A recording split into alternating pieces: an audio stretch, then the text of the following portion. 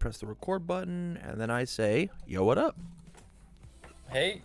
Hey, joining us for a deck doctor, probably the first time. Although I feel like you've been sub for a while, right? Yeah, I've been watching your stream forever. We're doing a deck doctor. Basically, the way this works is you're gonna give me the elevator pitch of what's going on with the deck, and then we're going to sit down and chat about it. So as you're giving this elevator pitch, what I'm going to do is I'm going to go to a second tab and I'm going to pull up and I'm going to put some cards into your sideboard. And so I'm going to mutilate your sideboard, but we get to chat a bit about cool cards. So hit me with the elevator pitch. What's going on with Ibara? Yeah, so Ibara is gonna kind of try to poke with some of these throws. Also maybe make them a little bit big with her effect. Make them kind of scary that way. And use her attack to pick up that faith shield and be really defensive with her foundations. We're running stuff like tape and creepy realization, and then face shield and wall cling, all these different things to be really defensive so that we can poke a couple times. And then eventually have a turn where we kind of pop off and use something maybe like a giant ice wall and frozen to just stun them out, hit them for a bunch of damage, use that ignore progressive, and maybe even be a little sneaky with an alleyway ambush at the very end of it too. Love it. I love it. What do you think your primo attacks are? What are the ones that are the absolute best? Yeah, tongue whip, of course. You get maybe 3 of those in your hand and people just die, right? Mm-hmm. Grasping tape toss is really important for a poke, I feel like. Creeping vine eruption kind of has to be in there for the sake of picking up face shield. Yeah, I mean, I like every attack in here, so it's really hard Right. to say what is the key, but I definitely think tongue whip is probably like what really kills people, right? Right.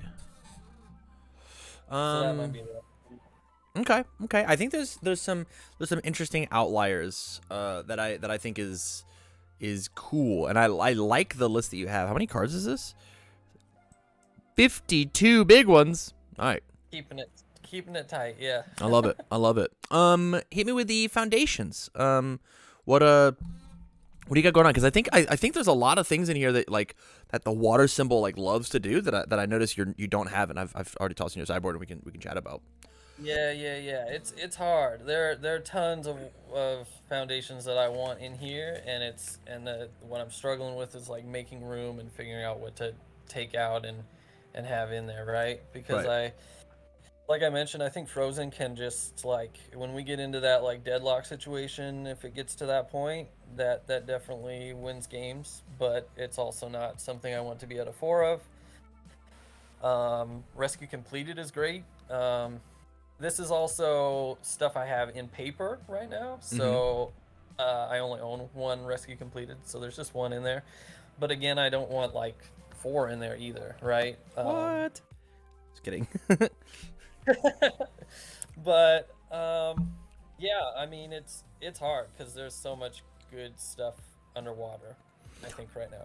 Yeah, for sure. Okay. Yeah. So here is what I have added. First and foremost, cheerful uppercut.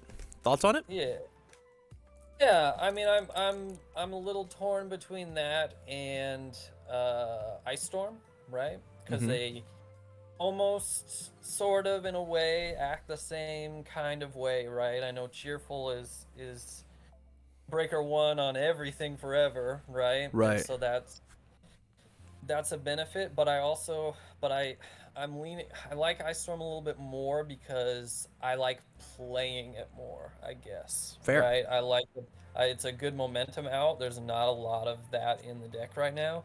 It's just Ice Storm and Giant Ice Wall.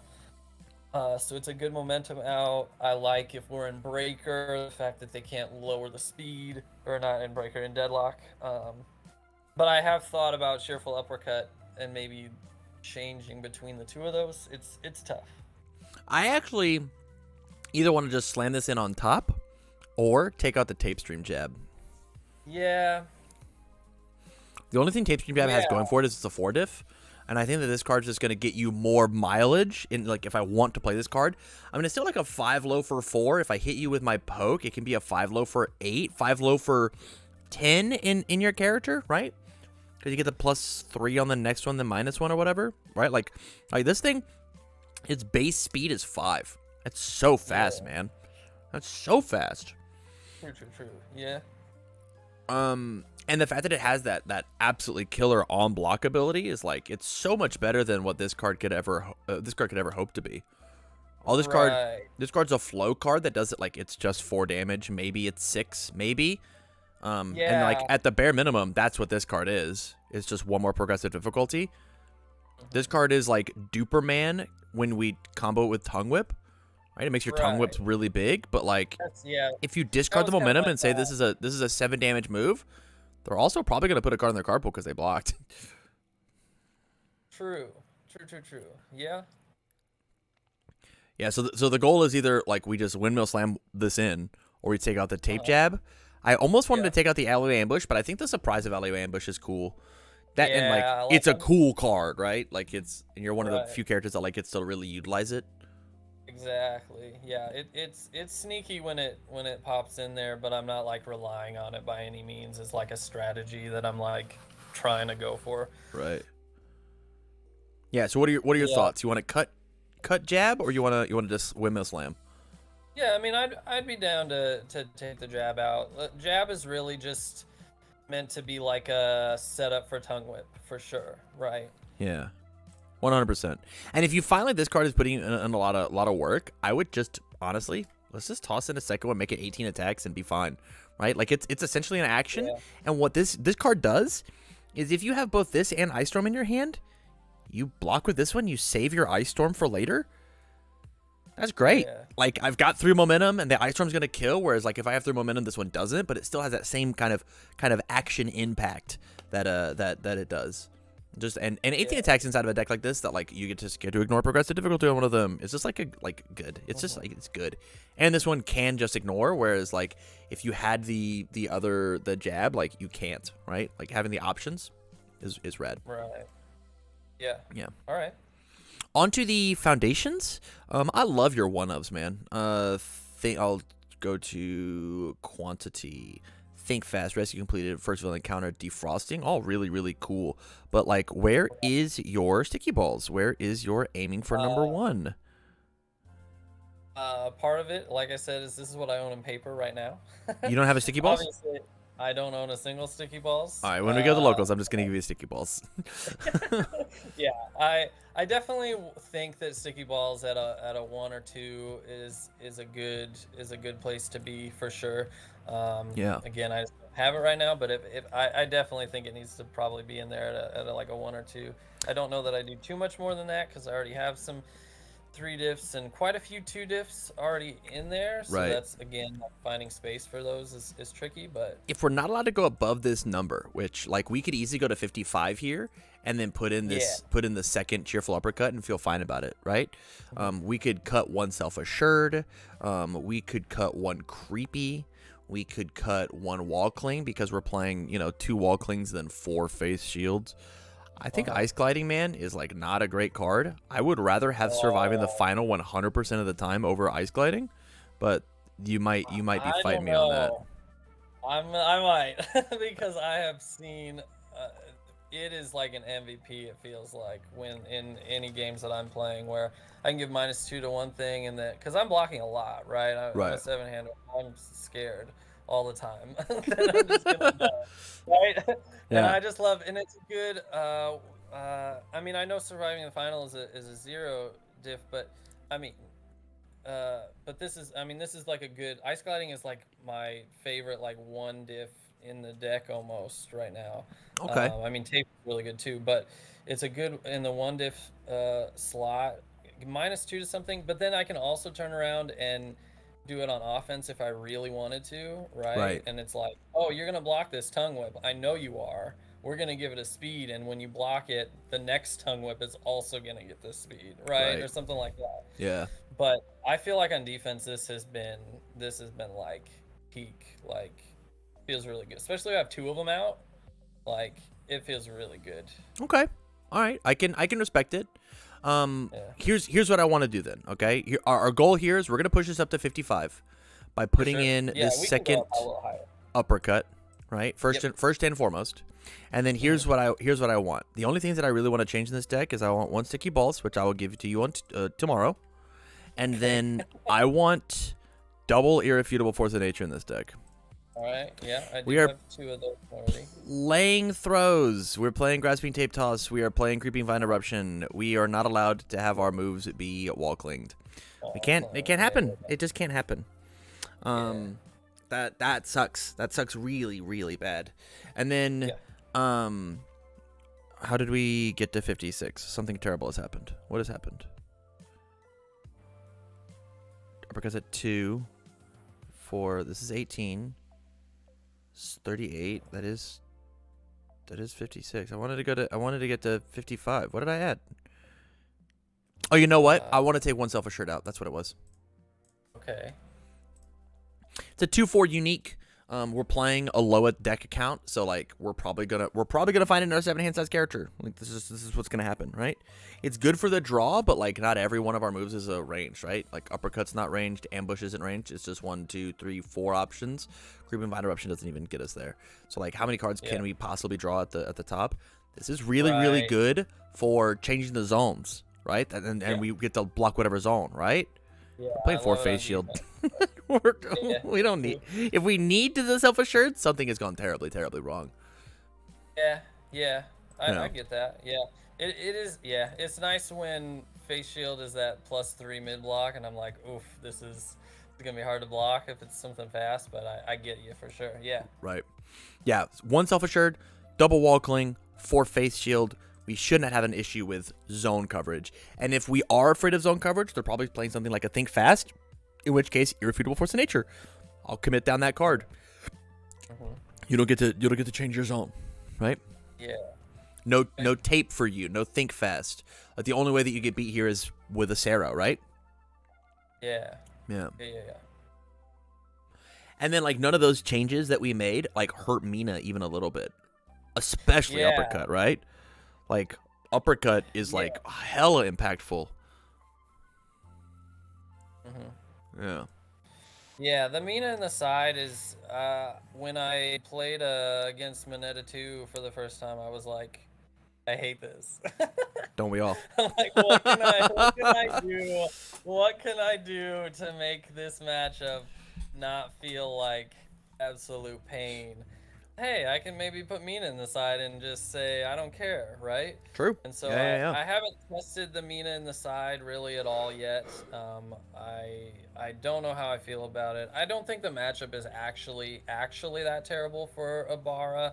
It felt unfun, but it didn't feel like completely unwinnable. It just was like that's how it looked when it was on stream. It did not look unwinnable, right? Exactly. And so it was also like your first time. It might be a matchup you might just have to grind a bit. Yeah, but I also think Ibara has other bad matchups, and I think that it would be nice to have a character that functions really differently from her in the side. Stuff like, well, I guess any deck that maybe like cancels an attack, right? What's that guy that just says discard the attack, and you get one out of the discard, right? Kuragiri. Yeah, that guy. Warp Gate. Right? Yeah. So like he says my second enhance is turned off. Right? Very much so. And so if they're playing it well, having a character that just doesn't do the same thing at all, it might be kind of nice to have in there. Makes sense to me. Yeah. All in all, so like I want to go back to ice gliding. Okay. You like this card a lot, but if in your testing you're finding like it's actually not getting you there, I don't think you should cut it altogether. I just don't think it's a 4 of. I think cutting it to like a 2 and maybe putting in the double surviving, or maybe even like a 30 irrefutable force of nature, like might feel good. As we look at difficulties, oh, I guess our spam's like a little low, just a little. Yeah, that's what I'm. Yeah, that's kind of what I'm getting at. Yeah. Yeah. Okay, so maybe not. I don't know. I just. So let me give you a history lesson, right? Because I'm an old man. There's this card called 1,000 degrees, 2,000 degrees, 1,000 degrees. It was a fireman card from the Mega Man set, and it said enhance. This attack gets +1 or -1 damage. It's a 1/5 3-minute block. This attack gets +1 or -1 damage. Your next attack, the next attack this turn gets +1 or -1 damage. That card is not very good. Yeah. And so giving +1 8,000 degrees. Thank you, Scavenger. It was not 1,000. It was 8,000. It was way more, way hotter. Giving your move +1 speed and then your next one +1 speed at a commit cost is not a great exchange rate. And giving this one -2 speed at a commit cost is not a great exchange rate. And then the next one -2 and -1, not a great exchange rate. I'm just nervous. Yeah. I'm nervous that Ice Gliding is just not going to get you there. 8K was amazing. Tam is high. That's incorrect, Scavenger. I think 8K was not a very good card. Lackluster at best. Yeah. Yeah, I guess I just you know, if I come up against someone who's giving everything speed, right? Those matchups, you know, giving everything +2 speed. There are plenty of those matchups, right? And just being able to commit one and say, well, you didn't actually do that. Right. And then I'm going to block with, say, again, face shield, where I need the speed to be low because it's a problem. And then I kick the face shield out, and then the next one's going to get that -1. It just feels pretty good most of the time. And I guess the only other speed, I guess I have tape if the thing happens to be mid. And then I've got rescue completed, which feels really good too, for sure. Also sticky balls now.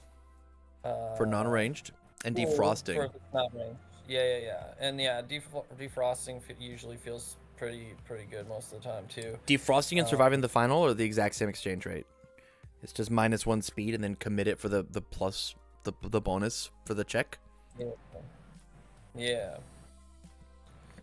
Yeah, I will definitely keep an eye on Ice Gliding, and it can come down. At least maybe a 3, and then we'll play with it for sure.